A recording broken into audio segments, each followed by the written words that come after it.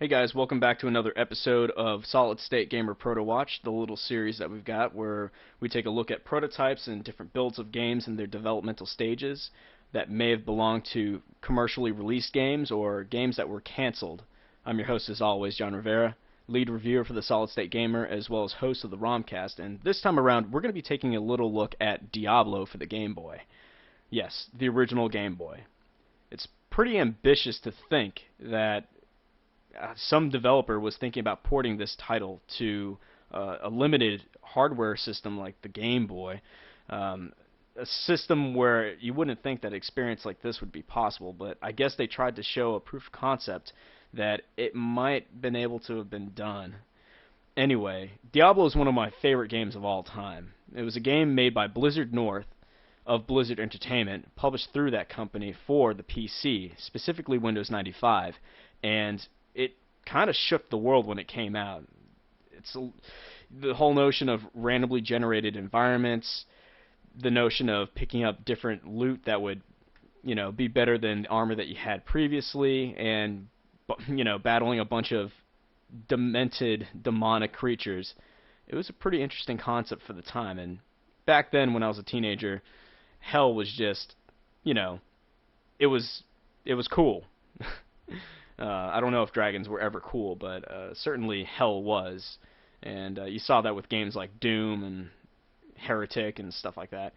But anyway, here is Diablo on the Game Boy. And you can tell that they tried to replicate the sprite set for the dungeon graphics actually pretty well, considering the fact that this is on the Game Boy. Now, you just saw me clip through part of the wall, and you weren't just seeing things.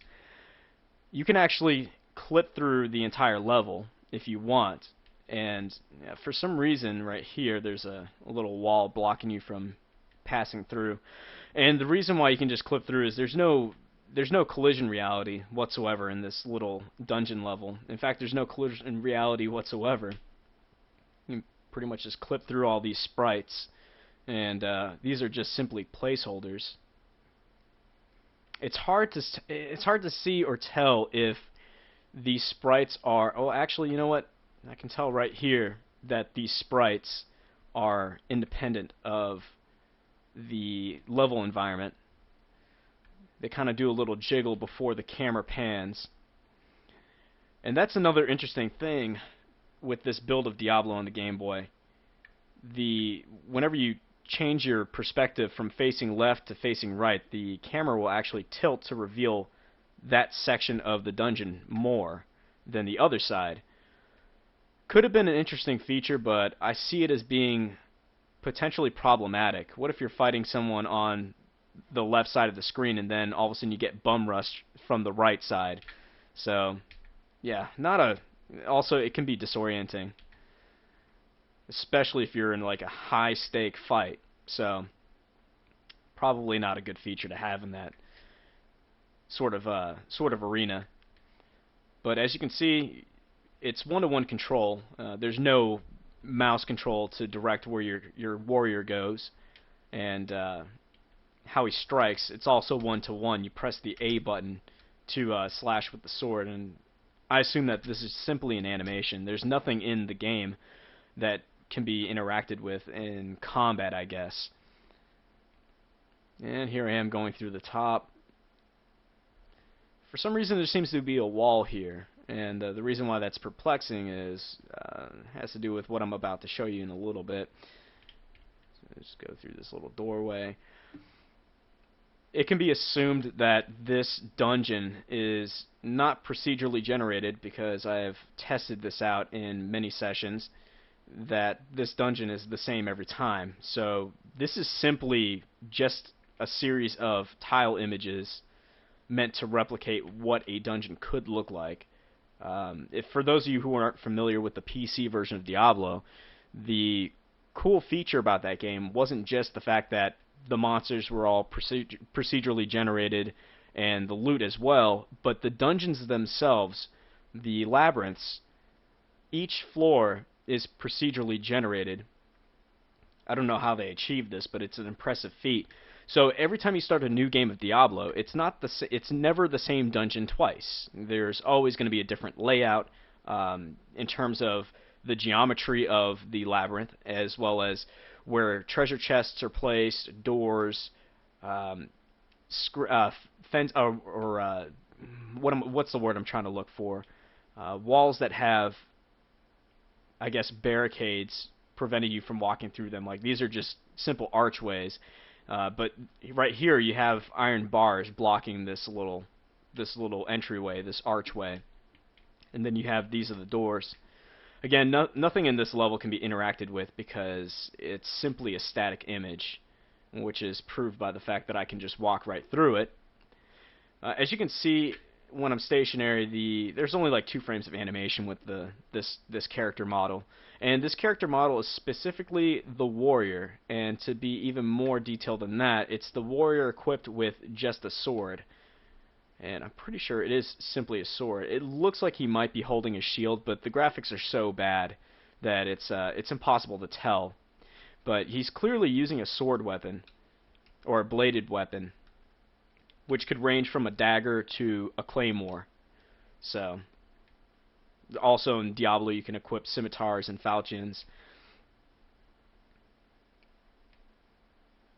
So they took the base model, or the base MPQ model of the warrior, or the fighter. I can't remember what the class is called. I'm pretty sure it's the warrior, because there were 3 classes in Diablo. There was the warrior, there was the rogue, and then there was the sorcerer. And yeah, as you can see, when you hit the bottom, for some reason, the warrior character just spawns at the back at the top of the screen. It's a weird anomaly of programming, I suppose.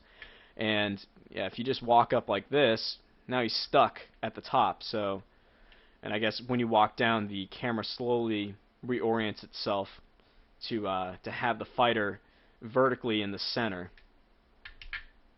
not horizontally, because of course the camera kind of pans over to show more of the direction where the character is facing. But yeah, this is a really interesting, I guess, artifact in gaming history.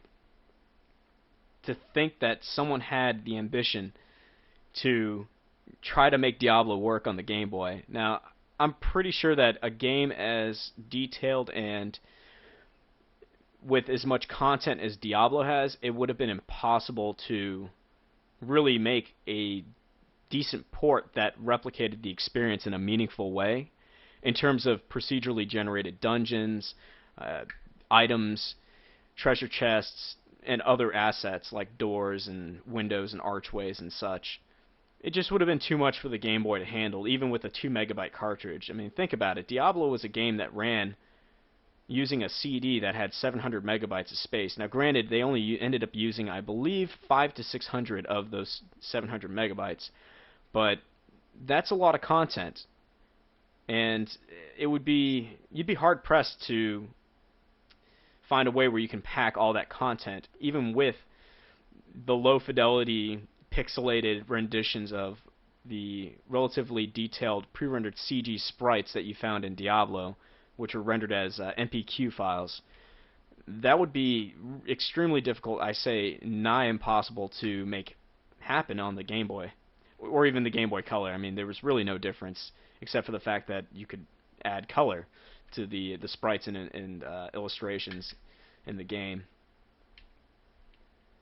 But yeah, that's pretty much Diablo on the Game Boy. Again, it's hard to believe that somebody attempted a proof of concept prototype of this game, but it seems to be a fact, for I am playing it right now. And yes, there's no sound effects, there's no music, it's simply a graphics demonstration, so not terribly exciting, except for the, just seeing the fact that it's running on a Game Boy. And if you notice, the lower eighth of the screen is cut off.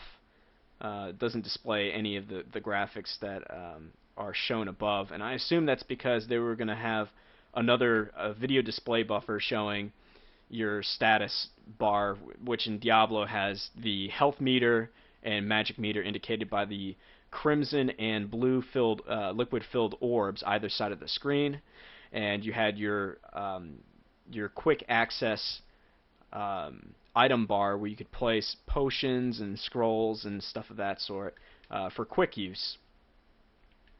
And then also you had your spells and your skills also located on the status bar. I assume that that's where that blank part of the screen would have been displayed. But yeah, that pretty much sums up Diablo on the Game Boy. The animations are kind of fluid for the warrior, but again, it's so low fidelity that you can barely tell what's happening with it. So you went from, I assume they took the assets from the PC version and further truncated it, which the PC game's sprite sets were already truncated versions of what they were originally represented by, because they were pre-rendered CG, I guess, representations that were captured and digitized and then manipulated to give the illusion of, I guess, 3 dimensions. But that's how they were captured. In fact, if you look on the PC version, you could see the blue around some of the characters. You can see like a few blue pixels on the edge of the character models, depending on what orientation they're at or how they're animating. And the reason for that is that they basically shot, or they captured, those frames with a CG model on a blue background and basically chroma keyed them out. Pretty much what is done with the modern magic of filmmaking. They do a lot of chroma key effects and blue screen and green screen, and that was the same way they captured each frame of CG and distilled it into a 2D sprite. And then they compiled all those, and that's what made up the MPQ files for all the assets in the game. But yeah, when you take that digitized rendition, which is already a low fidelity representation of the original CG, and then capture that as a smaller sprite that can only have 3 colors of, ranging from gray to black to white, it's very lo-fi, low fidelity, and kind of doesn't look so great. But then again, it's unfair to compare a Game Boy game to a PC game in terms of graphical fidelity. But yeah, that does it for this episode of Proto Watch of the Game Boy version of Diablo, the proof of concept tech demo. And if you guys enjoyed this video or want to see more Proto Watch videos, be sure to comment below this video, or comment on the post on the Solid State Gamer website, thesolidstategamer.wordpress.com.